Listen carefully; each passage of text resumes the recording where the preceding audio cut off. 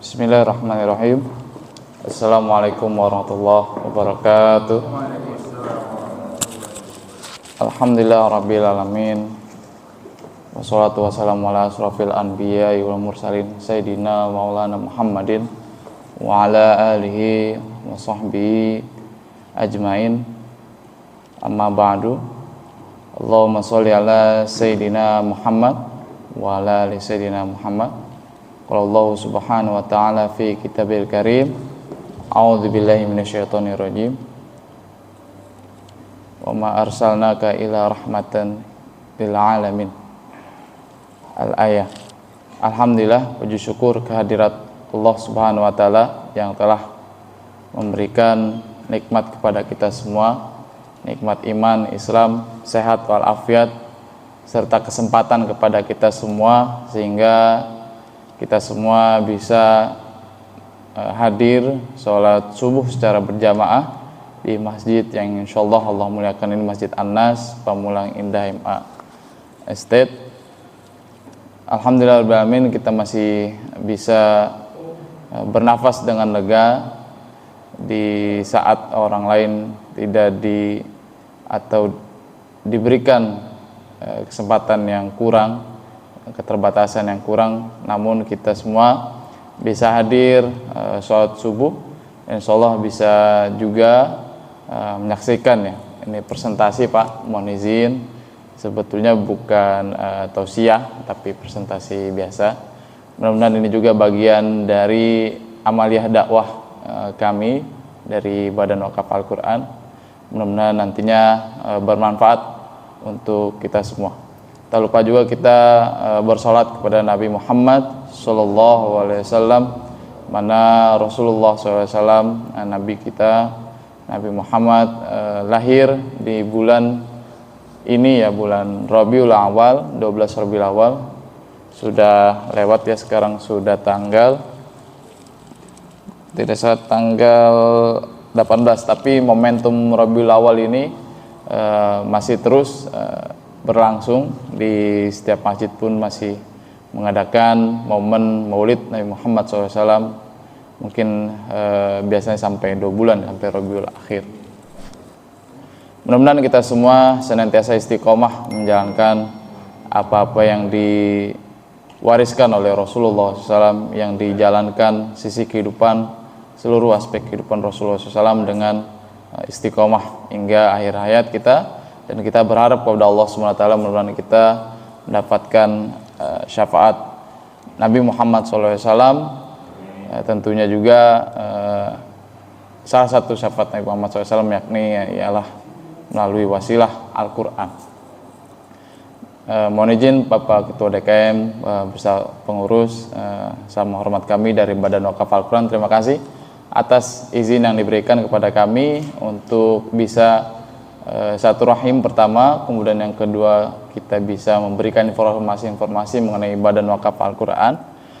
Jadi Bapak yang dimati Allah SWT, Badan Wakaf Al-Quran ini sebuah lembaga filantropi Islam di mana kami sudah berdiri sejak tahun 2005. Kantor pusat kami di Tebet, Jakarta Selatan, Jalan Tebet Timur Dalam 1 nomor 1, di mana saya Surya Lesmana, salam kenal, rekan dari Pak Reza yang melakukan perizinan ya kepada pengurus DKM. Kebetulan beliau juga ada presentasi di Masjid At-Taqwa. Saya ditugaskan di sini untuk memberikan presentasi ya, informasi-informasi tentang Badan Wakaf Al-Quran. Yang pertama, Badan Wakaf Al-Quran adalah lembaga filantropi Islam. Kita sudah berdiri sejak tahun 2005. Alhamdulillah legalitas rekomendasi MUI 2006 sudah terbit. Kemudian legalitas secara Badan Hukum Perkumpulan kita tahun 2021 sudah mendapatkan SK-nya dari Kemenkumham.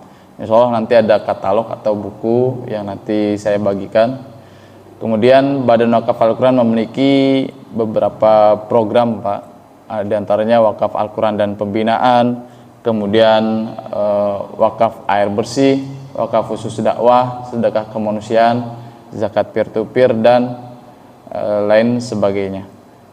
ada juga wakaf produktif, ya, insya Allah nanti bisa dibaca melalui buku yang kami bagikan. Alhamdulillahirrahmanirrahim. Jamaah rahimakumullah, sejak tahun 2005 hingga tahun 2023 kurang lebih BWA sudah mendistribusikan mushaf Al-Quran sekitar 2 juta eksemplar mushaf Al-Quran. Nah, namun menurut Wamenak pada tahun 2021, kebutuhan kaum muslimin terutama di pelosok itu setidaknya 6 juta eksemplar mushaf Al-Quran dibutuhkan setiap tahunnya. Jadi BWA dari tahun 2005 ya sampai 2023 itu baru mampu mendistribusikan 2 juta eksemplar mushaf Al-Quran. Ini tentu masih sangat jauh apa yang informasikan oleh Kemenak melalui wakil menterinya, itu 6 juta eksemplar mushaf Al-Quran setiap tahunnya. Jadi kemampuan Kemenak pun kemampuan cetaknya saja itu setiap tahun baru 2 juta, bukan kemampuan distribusinya saja ya Pak.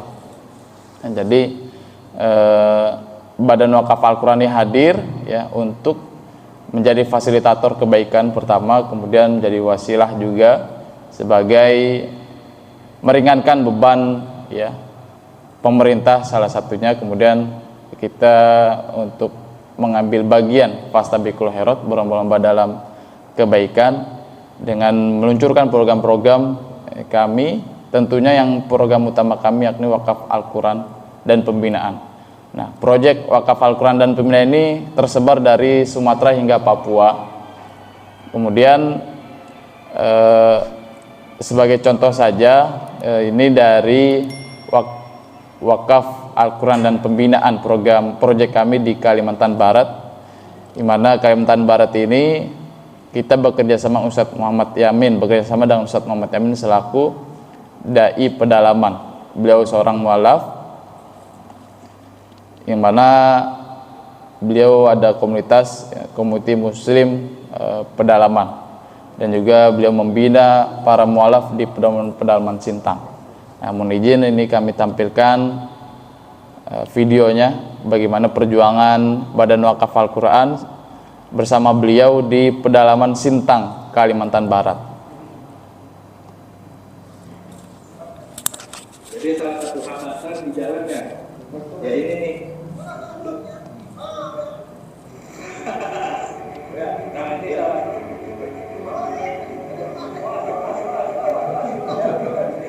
Akhirnya ini kawan kita jatuh sungai. Jadi memang salah satu hambatan. Ini Ustadz Muhammad Yamin Pak, partner lapang kami. Ini salah satunya. Belum lagi kayu-kayu itu pada muncul dari dasar sungai. Jadi memang membuka dia dan tingkat risikonya juga tinggi. Ya.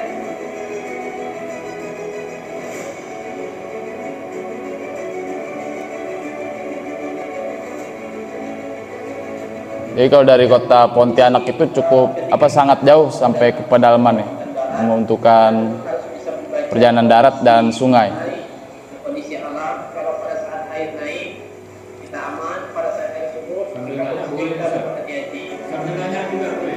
Ya, nanti boleh Pak. Ini berapa kilometer dari Pontianak? Kalau hitungan jam itu kurang lebih 9 jam Pak. Cukup lama juga. Darat dan tadi sungai juga. Kita akan berangkat Ya sehari lah, dari pagi sampai sore gitu.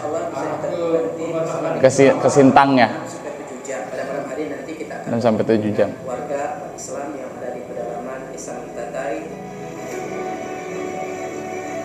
Ini bukan Singkawang ya, Sintang. Iya, Sintang, Tempunak. Sintang itu masih ke dalam, Dalam lagi. bukan ke utara ke Sarawak ya. Alhamdulillah, Iya, bukan. kurang lebih 600 mu'alaf yang masuk Islam dengan asbab dakwah ini. Dan tentunya ini tidak hanya sebatas mereka memeluk Islam, tetapi masih banyak PR-PR yang harus kita selesaikan. Dalam hal ini kami membina mereka membutuhkan Al-Quran untuk kita sampaikan kepada mereka yang menjadi sarana mereka dekat dengan Allah Subhanahu wa Ta'ala.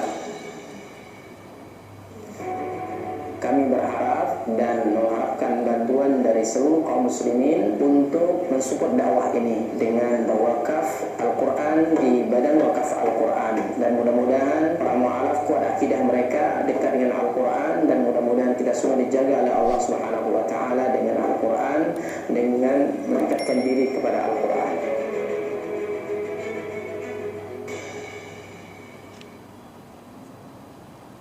Ini salah satu contoh Allah ilaha memualafkan seorang perempuan. wa asyhadu anna Muhammadan Rasulullah. Aku bersaksi dengan sungguh-sungguh bahwa tidak ada Tuhan selain Allah.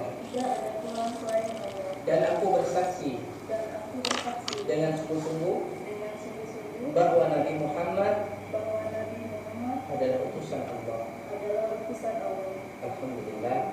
Asyhadu an la ilaha illallah wa asyhadu anna Muhammadan Rasulullah. Aku bersaksi dengan sungguh-sungguh bahwa tidak ada Tuhan selain Allah, dan aku bersaksi bahwa Nabi Muhammad adalah utusan Allah. Alhamdulillah. Asyhadu an la ilaha illallah wa asyhadu anna Muhammadan Rasulullah. Aku bersaksi dengan sungguh-sungguh bahwa tidak ada Tuhan selain Allah, dan aku bersaksi bahwa Nabi Muhammad adalah utusan Allah. Alhamdulillah. Asyhadu an la ilaha. Ya, itu Pak salah satu proses pembinaan dakwah kami bersama partner lapang kami Ustadz Muhammad Yamin dari pedalaman Sintang, Kalimantan Barat, yang mana dalam proses memualafkan seseorang dan proses dakwah ke pedalaman itu tantangannya begitu berat Pak.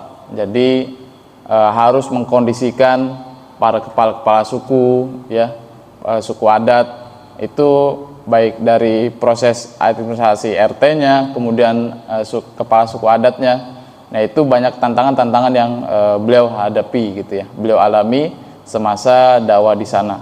Bahkan sampai beliau itu pernah menceritakan kepada kami dalam proses distribusi mushaf Al-Quran diganggu oleh ya orang-orang pedalaman suku Dayak, di mana sampai bahasanya itu disihir gitu sampai tidak bisa berbicara, disantet kurang lebih begitu. Namun alhamdulillah dengan izin Allah beliau bisa meruqyah sendiri dan bisa berbicara lagi.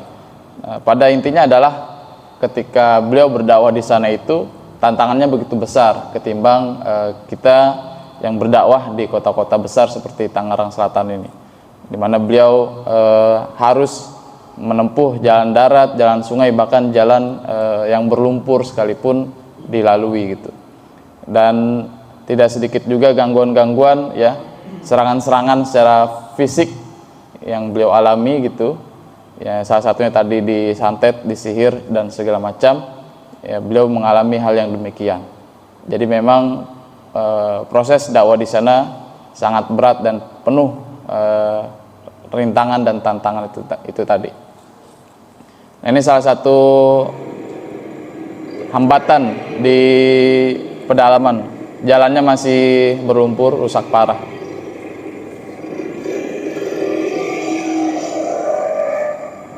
Hanya bisa digunakan dengan motor trail, Pak.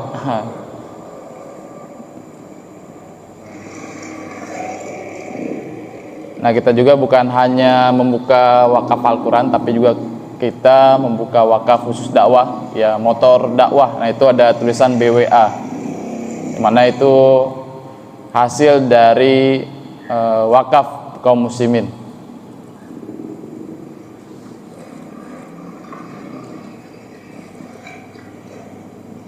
Nah, ini patut kita syukuri bagaimana kondisi kita sekarang di Tangerang, di Jakarta, dengan begitu mudah kita mendapatkan mushaf Al-Quran dan belajar Al-Quran. Tinggal bagaimana kita untuk senantiasa istiqomah, ya, belajar, semangat, melihat kondisi saudara-saudara kita yang ada di pelosok masih kesulitan akses fasilitas dan sarana lainnya. Medan Dakwah Pedalaman Sintang ini salah satu motor wakaf dari Badan Wakaf Al-Quran, hasil dari wakaf jamaah.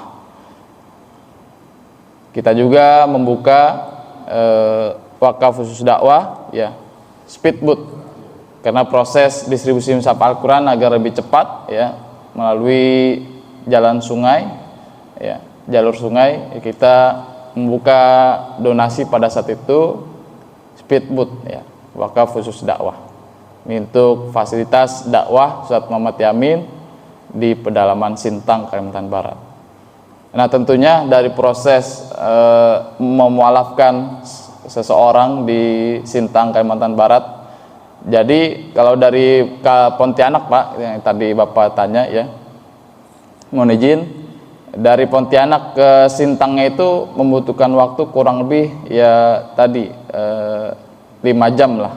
Kemudian dari Sintang, Kabupaten Sintang ke Tempunak itu ke kecamatannya itu tadi 6 sampai 7 jam. Di video ada tadi, ya. Nah, dari bahasanya pusat kecamatan ke pedalamannya lagi itu ada lagi perjalanannya lama lagi sampai ke pondok pesantren ini. Jadi memang betul-betul di hutan belantara gitu, ya.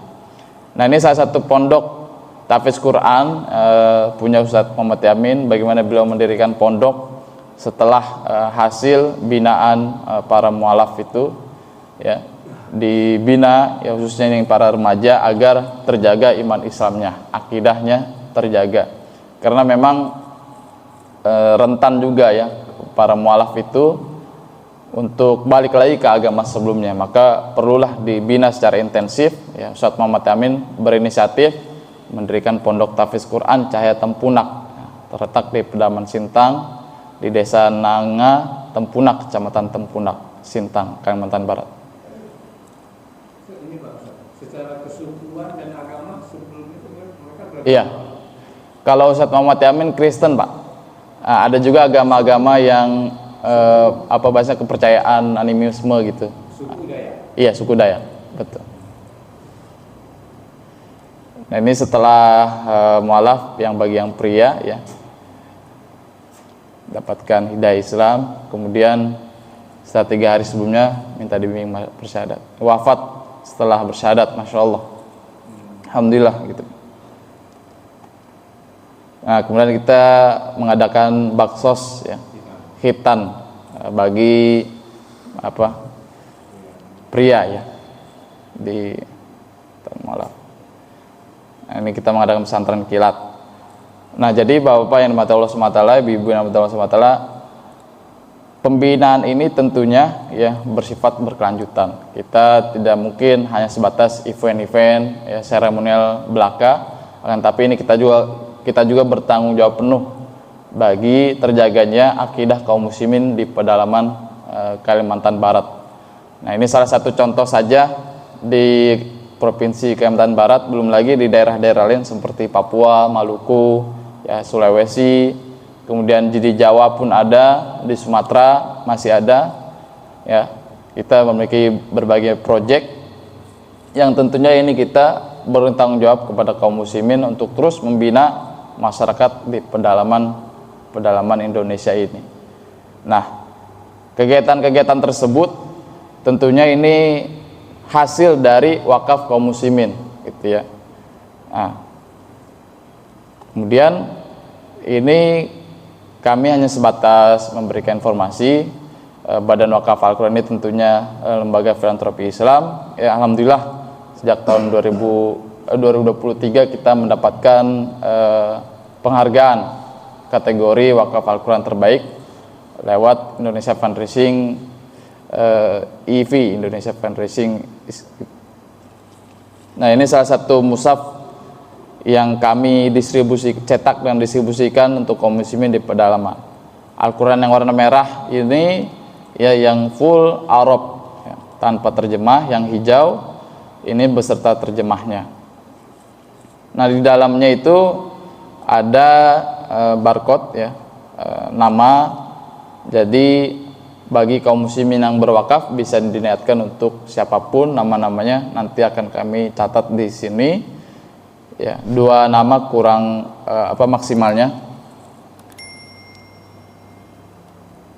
Nah, kemudian kami dari Badan Wakaf Al-Quran tentunya mengajak untuk sama-sama beramal soleh dengan cara berwakaf mushaf Al-Quran. Jadi 1 paket mushaf Al-Qurannya Pak itu Rp150.000, sudah meliputi biaya cetak, biaya distribusi, dan juga biaya pembinaan. Mana insya Allah kegiatan-kegiatan kayak hitan massal tadi, kemudian proses syahadat, ya, pendistribusian mushaf Al-Quran itu sudah termasuk 150.000 tadi Pak, sudah termasuk 150.000 tadi. Nah, insya Allah kami menargetkan 100.000 mushaf Al-Quran untuk dikirimkan ke Kalimantan Barat. Ini kami hanya sebatas memberikan kemudahan ya untuk kaum muslimin berwakaf ya. Ini ada paket 100 mushaf Al-Quran, kemudian paket 50 mushaf Al-Quran, ada 20 mushaf Al-Quran, ada paket 10 mushaf Al-Quran. Nah, ini hanya sifatnya ajakan saja, kita memberikan gambaran bahwasanya kebutuhan mushaf Al-Quran di pelosok-pelosok tanah air itu begitu tinggi gitu ya. Nah, kurang lebih begitu Pak dari presentasi kami dari Badan Wakaf Al-Quran. Nah, barangkali Bapak ingin berwakaf bisa melalui rekening kami ya. Nanti juga kami bagikan buku, bisa baca, dipelajari di rumah terlebih dahulu. Kemudian kalau mau ada QRIS silakan, kami juga menyiapkan. Mohon izin nanti Pak Ketua DKM jika diperkenankan maghrib dan isya kami standby lagi di masjid ini untuk memberikan presentasi kembali, mengingatkan bagi para jamaah untuk yang berwakaf. Mungkin itu Bapak dari kami, presentasi kami. Barangkali ada pertanyaan, dipersilakan. Silakan Pak. Waalaikumsalam. Saya pernah mencermati 2 tahun yang lalu, 2002, 2003 mungkin. Iya. Bapak tahu lah bahwa BWA mengedarkan Al-Quran yang salah cetak. Oh, baik. Surat Al-Kahfi ayat 8. Iya. Ain diganti H. Iya. Dan itu sampai Menteri Agama di 2000 sampai Menteri Pak Mahfud MD menanggapi. Iya. Saya kebetulan punya keponakan yang aktivis di BWA, namanya Esa Kurnia, mungkin kenal. Siapa Pak? Esa Kurnia. Esa Kurnia. Yang punya ada box stoklot di Tawang. Oh, baik. Dia dia. Memang jawabannya itu sudah selesai. Pertanyaan saya bukan masalah selesai. Iya. Kalau sekali edar tadi 2 juta atau 100.000 Al-Quran edar gitu. Pertanyaan yang kritis saya adalah apakah yang salah itu ditarik? Iya. Nah, itu pertanyaan saya. Karena melihat lingkungan itu sampai ke desa sana harus ditarik lagi gitu kan. Kalau itu ditarik, alhamdulillah. Iya. Karena itu menjadi dosa jariah. Iya, betul. Nah, ini tolong sampaikan ke DPP-nya, sudah baca ya, orang-orangnya. Iya. Pertanyaan saya sampai hari ini belum ada jawaban itu sudah ditarik apa belum? Iya. Yang salah itu. Iya. Yang ain diganti jadi ayat 8 ini sampai Pak Mahfud MD menanggapi itu, sampai Pak Yakub. Ya alhamdulillah umat Islam banyak yang hafal Al-Quran. Ya, jadi mungkin agama yang paling banyak menghafal ayat suci ini ya mungkin Islam. Jadi jangan justru nanti dengan mengedarkan sampai 2 juta ini akhirnya mohon maaf, Islam ini Al-Quran itu terkikis yang nanti generasi mungkin 2 generasi lagi akan bukan itu ayat benar itu bukan ayat. Iya. Nah, ini kan masalah. Itu tolong pesan saya. Siap. pesan ini ke DPRD, apakah itu sudah ditarik? Iya. Ya, saya kalau tarik jadi intinya seperti itu. Siap. Karena tujuan baik malahan menyesatkan kan gitu kalau terjadi itu. Yang nyetak siapa? BWA sendiri. Kalau yang cetak kita bekerjasama dengan ini Pak, percetakan PT Citra Mulia Agung, ada di Bandung dan Bekasi. Iya. Hanya kita atau hilaf biasa anggapnya hilaf kalau sengaja tuh Iya, iya. orang Islam. Iya. Sengaja tapi hilaf bisa diampuni. Iya. Ya itu aja sih. Baik. Ya, terima kasih. Baik Pak, mohon izin merespon. Jadi kalau saya pribadi join ke BWA ini tahun 2023 Pak. Jadi memang kejadian itu di tahun 2022 ya Pak ya. Jadi sebelum saya join memang ketika saya masuk juga ada pertanyaan juga demikian dari para jamaah. Nah itu saya juga menanyakan ke kepala cabang gitu ya Pak ya. Nah itu kabarnya memang sudah ditarik Pak. Sudah ditarik dan juga pusat ya sudah memberikan pernyataan resminya bahwasanya jumlahnya sekian di lokasi mana itu sudah ditarik. Nanti mohon izin barangkali saya mintakan surat pernyataannya lagi dan dikirim ke Bapak, barangkali Bapak berkenan nanti saya kirim gitu Pak.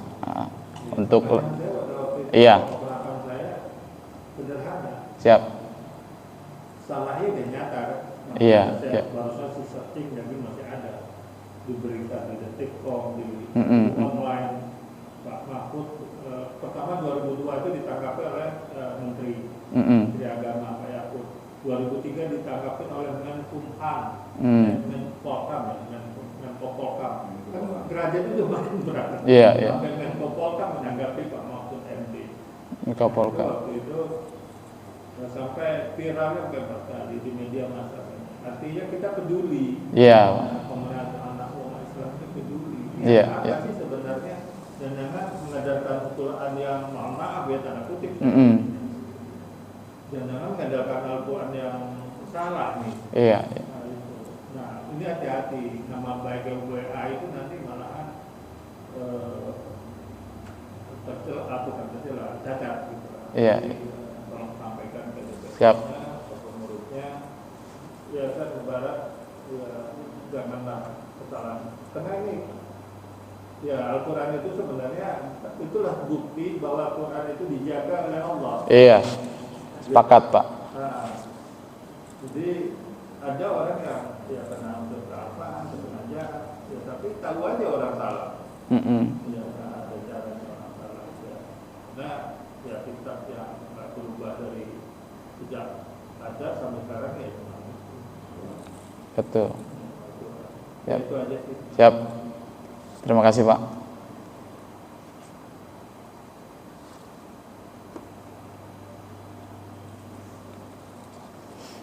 Ada lagi mungkin Pak mengenai Badan Wakaf Al-Quran ataupun terkait proyek kami. Silakan Pak. Waalaikumsalam. Terkait dengan Badan Wakaf Al-Quran ini, apakah ada kerjasama dengan pemerintah? Iya. Dengan dalam hal ini tadi seperti melibatkan dalam pembinaan, gitu. Mungkin dari segi pendanaan dan sebagainya. Iya. Boleh diceritakan? Ya, mengenai kerjasama dengan pemerintah Pak, kalau distribusi kami ya di daerah Maluku itu melibatkan TNI juga Pak sebetulnya. Kemudian di Sulawesi Tenggara dalam segi distribusi kami juga menginformasikan ke pihak-pihak terkait semacam Kemenak, MUI dan lain sebagainya gitu Pak. Jadi proses administrasi pemerintah itu kami tempuh insya Allah. Kemudian kalau percetakan mengenai Al-Qurannya sendiri, alhamdulillah juga sudah melalui pentakik dari Kemenak, Lajnah Pentakik Al-Quran dari Kemenak. Jadi insya Allah dari segi jalur administrasi pemerintahan kita menempuh itu Pak, kurang lebih begitu. Bahkan sampai distribusinya kita melibatkan aparat kita gitu. Karena sebenarnya kan di daerah Iya. Undang-Undang Dasar sebenarnya negara itu kan berkewajiban mencerdaskan bangsa kan. Iya. Satunya kan itu gitu. Dan itu melalui jalur-jalur kan, jalur-jalur pendidikan formal dan non formal. Iya. Nah yang non formal salah satunya keagamaan. Sebenarnya itu tugas negara. Nah, apabila tadi kalau badan wakaf Al-Quran ini berdiri sendiri sebenarnya ya, padahal tadi Al-Quran sendiri tapisnya itu dari Kemenag, kok bisa salah kan gitu. Tapi kan tanggung jawabnya sebenarnya bukan tanggung jawab WBA sendiri kan gitu. Iya. Iya. Padahal tadi tanggung jawabnya seolah jadi tanggung jawab yayasan. Nah, apakah pendanaannya bagaimana Pak? Apa pemerintah juga memang memberikan sumbangan terhadap itu? Oh iya, baik. Kalau terkait pendanaan Pak, kita murni memang dari hasil wakaf kaum muslimin Pak, yang kita kelola dan diberikan lagi kepada jamaah, kepada kaum muslimin di pedalaman gitu Pak. Jadi dari segi pendanaan memang tidak kita tidak mendapatkan dari pemerintahan gitu secara langsung. Ataupun kalau kita bekerja sama dengan kementerian-kementerian, itu juga kami tempuh gitu Pak, yang kami dapat informasinya di pusat itu CEO kami Ustadz Iksan Salam ketika membuat program dari Wakaf Khusus Dakwah Rumah Sakit Kapal Dakwah, kita sampai bekerja sama dengan Menkes, Menhub gitu Pak. Itu sih videonya kami ada juga. Jadi dari segi pendanaan memang murni betul-betul dari kaum muslimin. Kita menggalang donasi Pak, bahasanya kurang lebih dari jamaah gitu Pak. Dan diberikan kembali ya untuk kaum muslimin lagi gitu Pak. Kemudian operasional BWA juga ya, wakaf Qurannya itu dari situ. Jadi memang betul-betul dari jamaah gitu kurang lebih. Mungkin kalau boleh saran barangkali ya. Iya Pak. Mungkin sifatnya pendapat aja gitu. Iya. Karena apapun yang terjadi sebenarnya ini di negara kan gitu. Iya betul. Negara jadi tidak berdiri sendiri kan. Gitu. Iya. Apalagi dalam rangka pembinaan.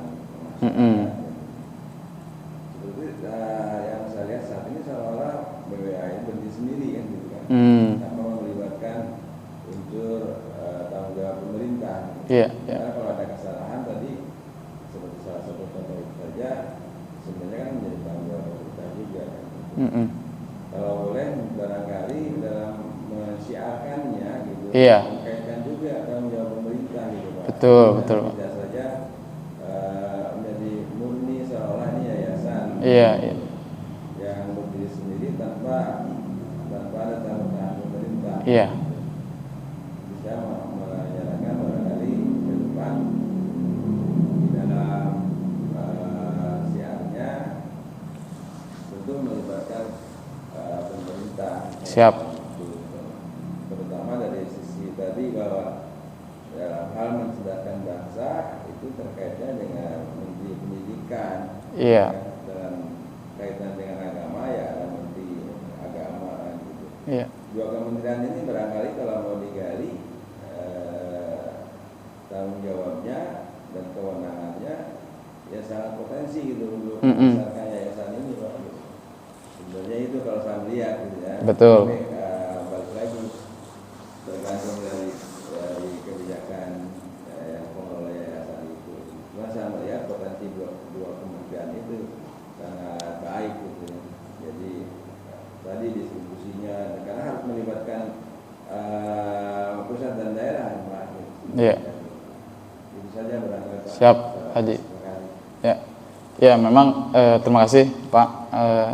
Di Jawa Timur juga kita melibatkan pemerintah gitu Pak. Jadi insya Allah sih setiap daerah itu kami berusaha melibatkan gitu ya, melibatkan pemerintah. Namun kalau dari segi kewenangan tanggung jawab utama mencerdaskan kehidupan bangsa, memang itu tanggung jawab negara gitu kan Pak, betul ya, harus tanggung jawab negara. Nah memang perannya itu seperti apa gitu sampai sekarang, apakah kaum muslimin di pedalaman sudah merasakan ataupun anak-anak kita sudah merasakan, nah itu kita bisa menilai sendiri gitu Pak ya. Nah kehadiran BWA ini ibarat kata untuk menjadi fasilitator kebaikan gitu Pak, menjadi wasilah mengantarkan kebaikan dari jamaah kaum muslimin gitu.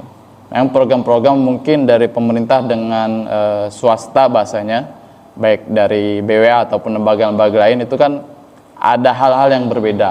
Nah itu mungkin dari lembaga-lembaga lain menginginkan bahwasanya lembaga dia itu bisa memberikan kebermanfaatan melalui program yang dia buat gitu Pak. Ya, mungkin semacam dompet duafa, programnya ada lagi ya, yang lebih unik dan khas ya. Ya, dari BWA juga demikian gitu Pak, kurang lebih gitu. Dari Badan Wakaf Al-Quran sendiri ya program utamanya yakni wakaf Al-Quran dan pembinaan, kurang lebih demikian. Terima kasih Pak.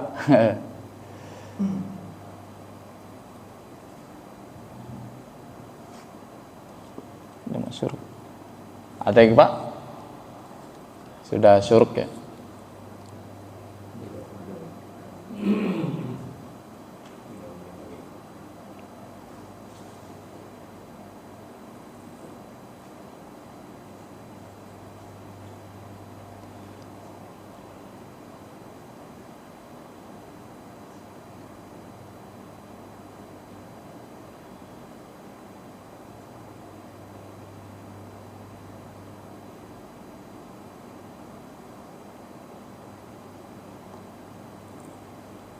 Oke.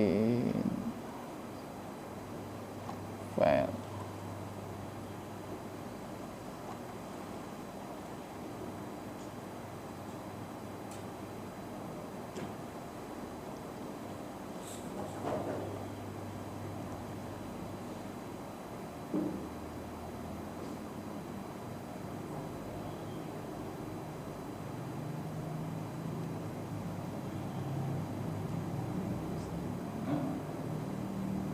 Nah, ini Pak di Maluku Pak, Kota Tual, Kabupaten Maluku Tenggara, Provinsi Maluku. Di K. Betul. Nusat Insani Renhoran bersama pemuda hijrah. Di sana beliau membina para ex orang-orang motor ya, para pemabuk juga di sana banyak yang hijrah, lalu beliau rangkul, dibina untuk ikut serta dalam mendistribusikan mushaf Al-Quran. Wali Kota Tual Ustadz Adam Rahayan, TNI dan Polri. Bupati Maluku Tenggara dan Gubernur Sumatera Utara ya. Ketika ada safari dakwah kami di sana, beliau mensupport. Ini sekaligus beliau ya mantan Pangkostrat dan Ketum PSSI, Pak Haji Edi Rahmayadi. Iya. Untuk Sumatera Utara itu daerah-daerah yang ada juga proyek kita di sana Pak. daerah perbatasan ke Aceh itu ya. Tanah Karo, Rawan juga. Kita ada proyek di sana Pak, di Sumatera Utara juga. Videonya kami juga ada. So, nanti barangkali berkenan saya share ke Bapak. Banyak sana yang Iya. Iya, di sana juga rawan ini juga ya, rawan akidah karena banyak juga non muslimnya di sana, banyak di Sumatera. Iya. Kalau di Medannya kan mayoritas muslim, cuman ke pelosoknya itu. Ke Toba, Karo, Mandailing.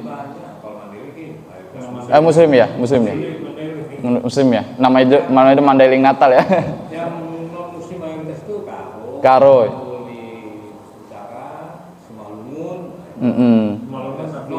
Muslim. Pulau Samosir. Samosir ya, Toba. Tapanuli Tengah, mayoritas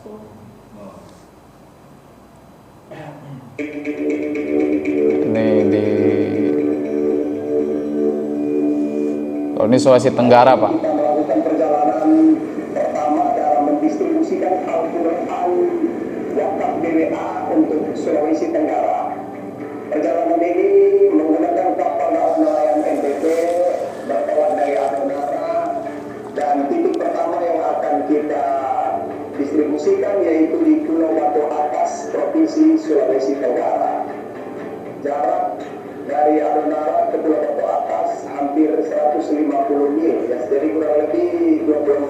24 jam dari adonan.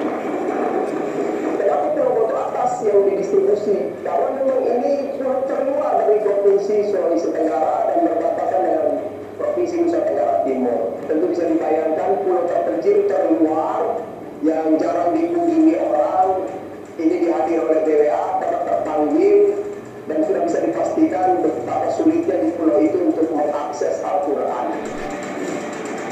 Ini berarti di luar pulau Sulawesi ya? Di terluar. Kepulauan ya? Iya, di Pada kesempatan pagi hari ini tanggal 4 November 2023, insya Allah kita akan melakukan distribusi Al-Quran di Kalimantan Barat, Sanggau. Nah, insya Allah kita pada pagi hari ini akan melakukan distribusi di daerah Belangin 1 yang ada di sebelah sana, Belangin 2 dan Belangin 3. Mereka itu harus menempuh perjalanan yang sangat panjang bila mana ingin mendapatkan satu mushaf Al-Quran. Bahwasanya mereka harus mengeluarkan biaya sebesar Rp700.000 untuk mendapatkan Al-Quran. Ketika kita datang ke sana kemudian menghantarkan Al-Quran tersebut, Maksud 700.000 itu ketika harus ke pusat kota membelinya. Jadi dengan hitungan ongkos pulang perginya yang segitu mahal. Kalau hanya membeli satu mushaf.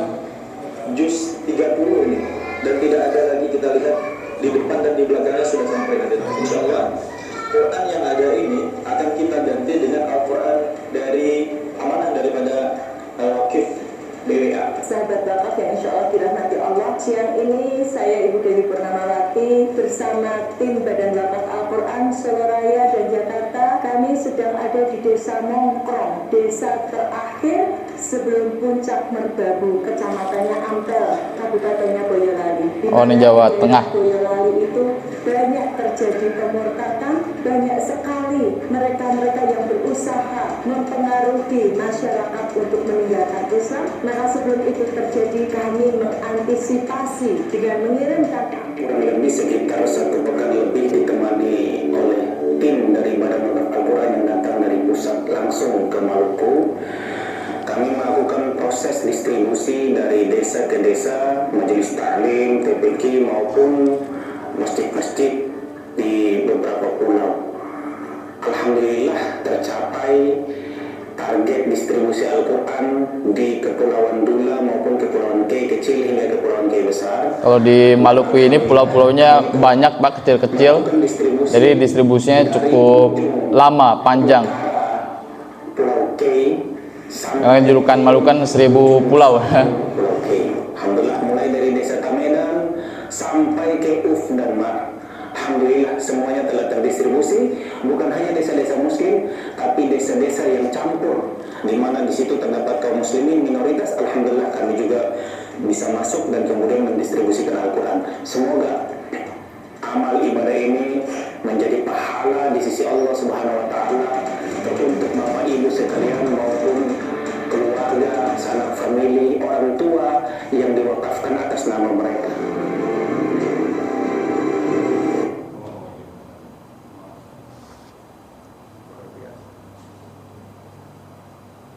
Baik, mungkin itu ya Pak, karena sudah syuruk.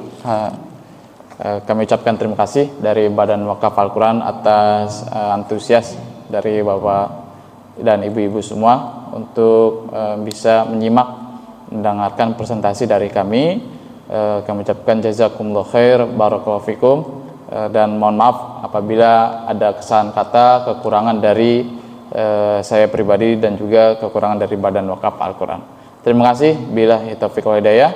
Kita tutup dengan membaca doa kafaratul majlis. Subhanakallahumma wa bihamdika asyhadu an la ilaha illa anta astaghfiruka wa atubu ilaik. Alhamdulillahirabbil alamin. Billahi taufiq wal hidayah. Wassalamualaikum warahmatullahi wabarakatuh.